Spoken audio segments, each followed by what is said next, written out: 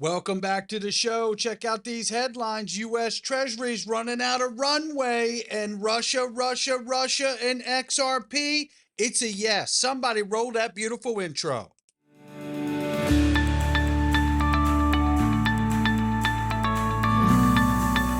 Digital Perspectives with Brad Kimes. Come on in.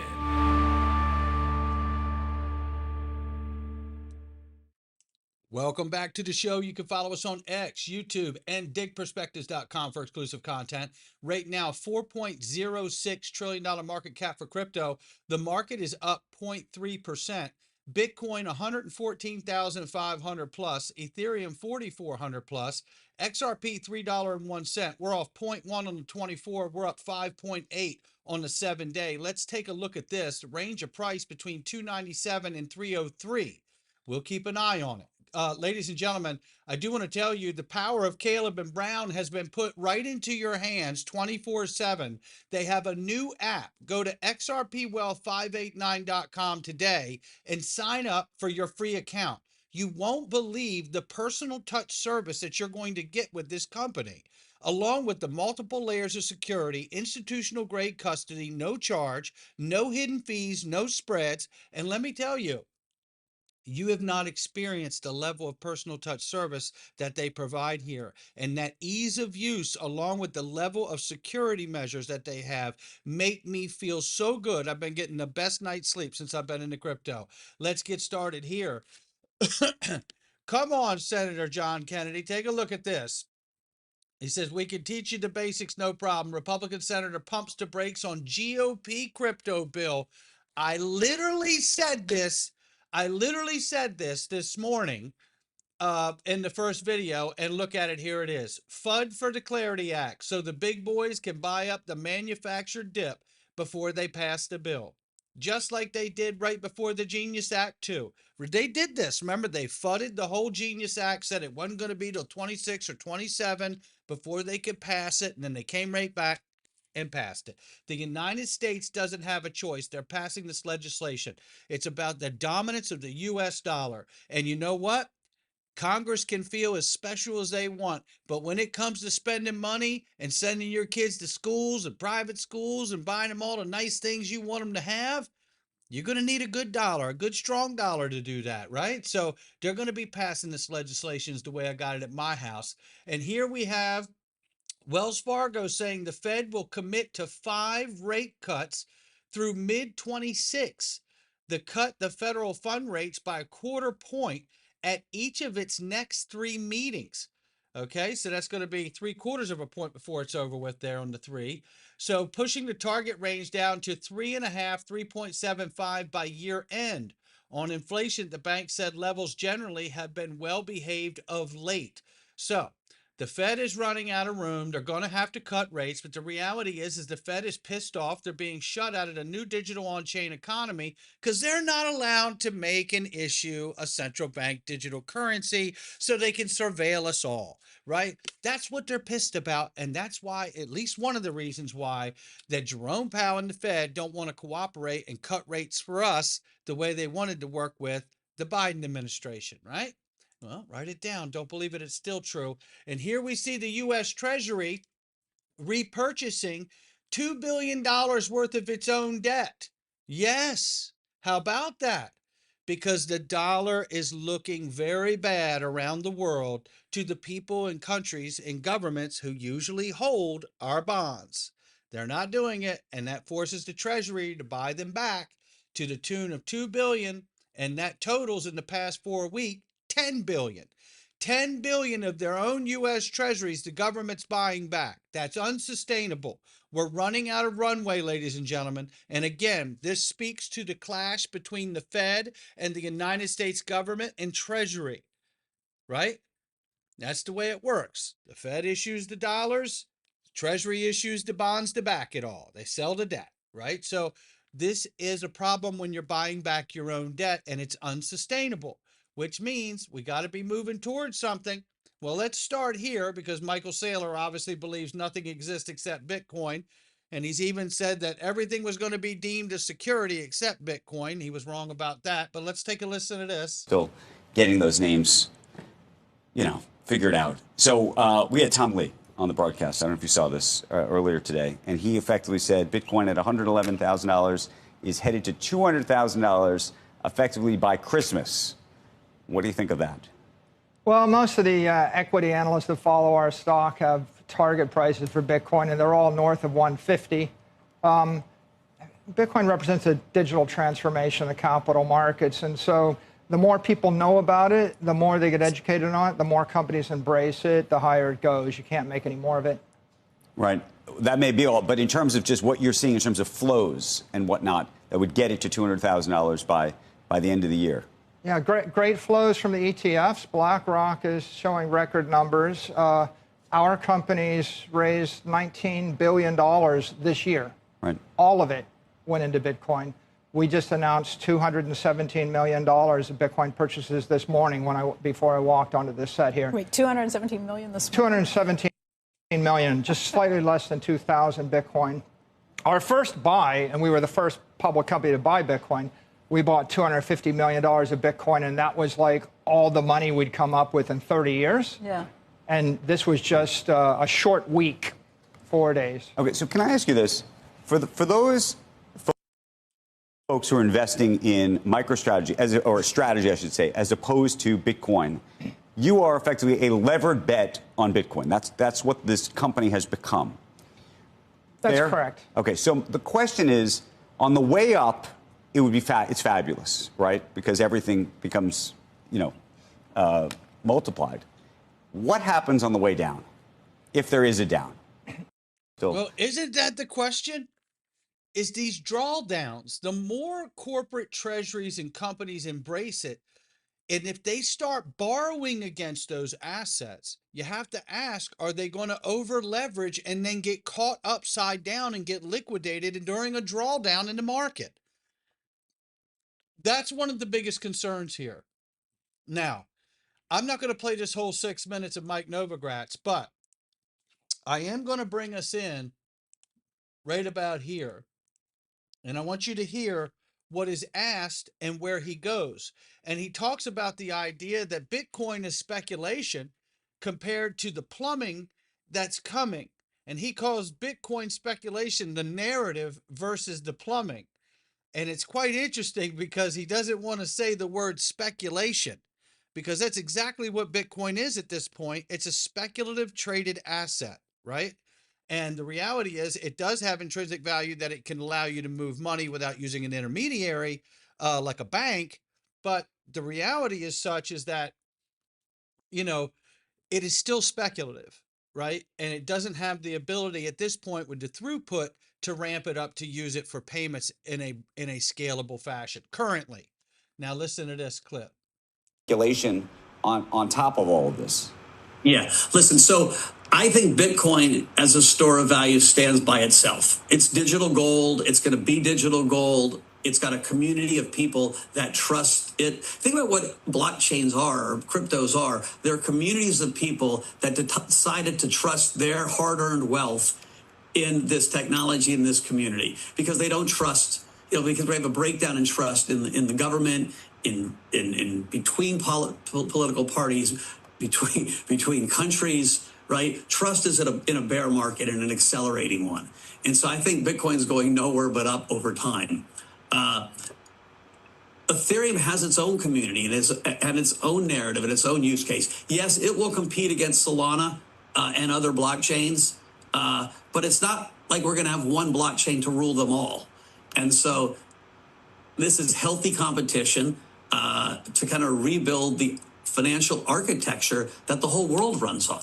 I saw you had Mike Cagney on earlier on, right? He's got a blockchain that he's doing his stuff on. What might turn out is maybe Mike's product ends up trading on his blockchain, or maybe it ends up trading on the Solana blockchain, right? And so you're going to see a consolidation of change. You're going to see bridges between them. But most importantly for the space, money is going to move into the space as we now start moving from narrative to plumbing. Narrative to plumbing. Well, guess what? XRP Ledger is the plumbing. XRP Ledger is market infrastructure referred to as plumbing. And Mike Novogratz knows it. And speaking of that plumbing, XLS 86 firewall is an amendment for the XRP ledger that is in development as we speak. And it's over for many scammers out here, according to VetXO. And shout out to Chris Dangerfield from XRPL Commons, who is responsible for this amendment that's being created. He said it will finally eliminate you losing your XRP tokens and NFTs entirely if you use this functionality, giving the victims we have had in the past. I can't wait for it. And me either, Vet. Me either. Essentially, it's a setting you can put on your XRP account to only allow transactions to go to whitelisted accounts of yours. So a scammer has no choice other than the ones you give him. How about that? This is an amendment that once we get it, your assets are safe. And wait till everyone else figures out that this feature, when it's fully ready to go, provides this level of protection. Oh my, oh my. And then we take a step further to go to the geopolitical stage. U.S. debt and stable coins. We covered yesterday or the day before that Russia points to XRP as a key solution, according to Coin Central here. Now, when I go into it, they did highlight this, and I was like, wait a minute now, because they highlighted the debt, and we went over that, played the video, and Russia laid out perfectly. They understand exactly what the U.S. doing by bringing stable coins in to soak up the bonds, right? They want to devalue the dollar, which is going to devalue the debt, and then start from scratch and keep right on going. It's exactly where we're going. We've been talking about it for years. Well, now Russia, Putin, and his administration are exactly expressing that we were absolutely right about understanding that. Well, if you go all the way back to 2018, Russia did try out and check out XRP, and they highlight that all the way back to 2018. But what is interesting here, what's referenced in the other article that we looked at, was a report from 2024, just last year, just less than a year ago. And what it said is essentially this: in a recent publication by Central Bank of Russia titled Digitalization of Payments and Implementation of Innovations in the Payments Market, has garnered significant attention within the global financial community, particularly due to its mention of Ripple's cross-border payments. It says it right here. The Central Bank of Russia has published a paper titled Digitization of Payments, Implementation of Innovations in Payment Market of 2024, highlighting Ripple's system for cross-border payments with XRP at its core. Now, this doesn't mean that they're going to use it, but what it does mean is it points to Ripple and XRP Ledger being the plumbing, and XRP itself serving as a bridge mechanism between all of the world's money and things of value. And doesn't it make sense? Because right here at home, Greg Kidd himself, early investor in Ripple and an early employee in Ripple. And in fact, he even told me that he introduced Ripple to the USTreasury because he came from the Federal Reserve before going to Ripple. And he was the one that introduced him to the Treasury, which led to the hiring of Craig Phillips from the Treasury, the Michael S. Barr from the Treasury, then Susan Friedman from the Treasury, and the 43rd Treasurer of the United States of America, Rosie Rios, as well. And listen to what he's doing right now on the XRP ledger. Now, Fast Bank. Tell us about Fast Bank. So I made the decision of what would it be like if we could put the banking industry directly on chain. So you've heard some of the other tokenized asset talks today. So the question is, instead of having like a Circle or a Tether in between, what if US banks put dollars directly on chain, including the XRP ledger? So that would mean that the ledger of record isn't some like old 50-year-old bank core, it's actually the blockchain. And so to do that, had to buy a US bank, and you can imagine, even though I'm ex-Federal Reserve, having worked at Ripple, made some other investments in crypto, it was not an easy lift, but last year we were finally approved. Might have helped that I ran for Congress and was going to make a stink if it didn't happen. And here in Nevada, right? Here in Nevada in the 2nd District.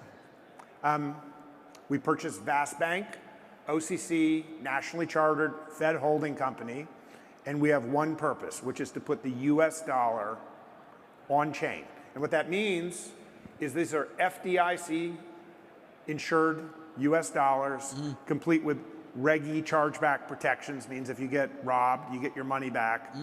Running on chain, and in particular, under the new administration with open banking and fair access, those dollars can be held by every person all around the world. So that means essentially everybody in the world has a US dollar deposit account, FDIC insured. And so I'd ask you a question. You've heard about the new 5% tax.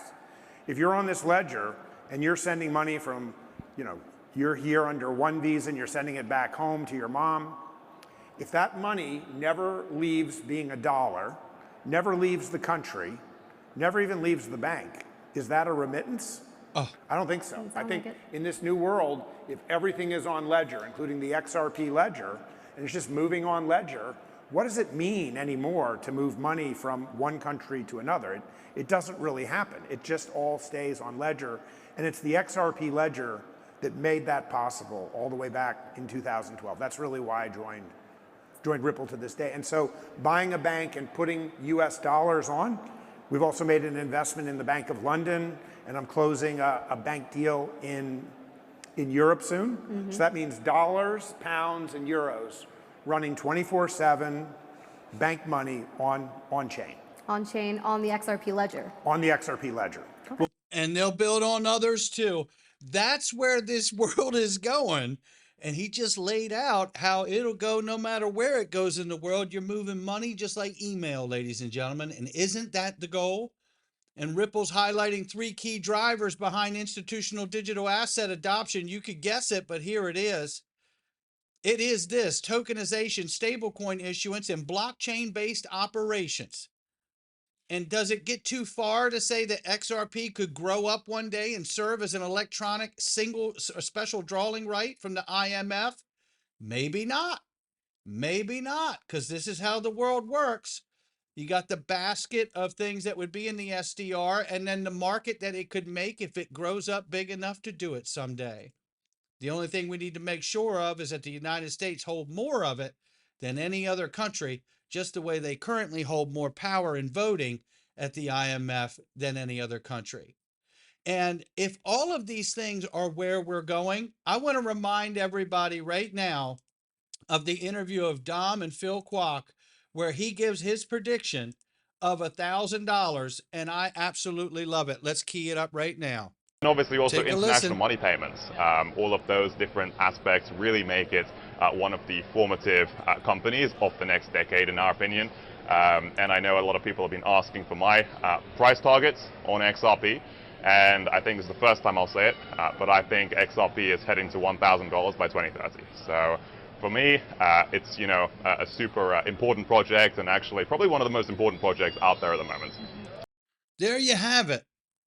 That's Dom Kwok and Phil Kwok, who are doing Easy A, and they're incredible. And these guys aren't just shooting from the hip. Not only are they seeing the adoption and growth from within inside of Easy A and everything they're doing, Dom also comes from doing business valuations on Wall Street.